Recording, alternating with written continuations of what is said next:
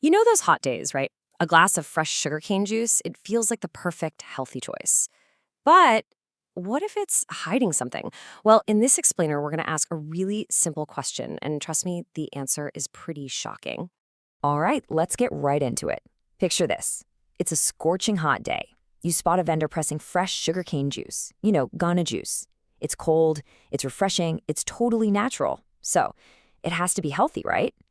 But have you ever stopped to think what it's actually doing to your body? So that brings us to the big question for today. What exactly happens to your blood sugar when you drink a single 300 milliliter glass? Well, let's find out.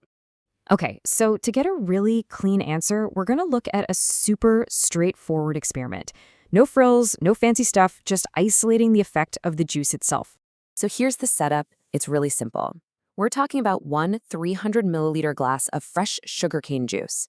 That's about 250 calories, and, importantly, to get a clean reading, it was served plain, no masala or anything added.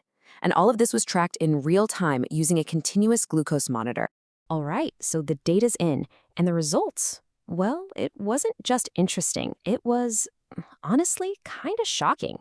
Actually, for the person who ran this test, the blood sugar response from this one glass of juice, it set a brand new personal record. And here it is, a glucose spike of a whopping plus 75 milligrams per deciliter. I mean, that is a massive, super fast increase in blood sugar, all from just one drink. Now, here's the thing that makes this crazy. That number wasn't just big in a vacuum. To quote the source directly, this is officially the highest glucose spike across all the food and drink items I've tried till now. That's a wild claim. And this chart really puts it into perspective, doesn't it? I mean, think about the classic sugar bomb. Pancakes loaded with maple syrup. Well, that whole meal caused a 74 milligrams per deciliter spike.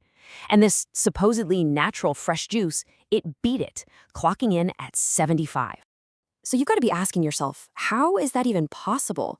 Why on earth would a simple, fresh juice have such an insane effect on blood sugar? Well, the answer really boils down to one simple, powerful concept: liquid sugar. See, when you drink sugar without any of the plant's natural fiber to slow things down, your body just soaks it up incredibly fast.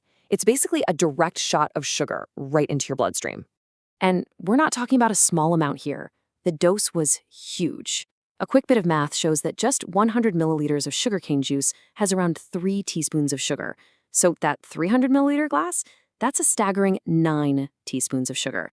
Okay, let's put this into perspective. Let's compare it to another fresh juice, right? Orange juice. When the same person drank OJ, the spike was 42 milligrams per deciliter. Now that's still pretty high, but it's way lower than the sugarcane juice. So why the huge difference? Well, two things. First, sugarcane juice is just more packed with sugar. You're looking at about 3 teaspoons per 100 milliliters compared to just 2 for orange juice.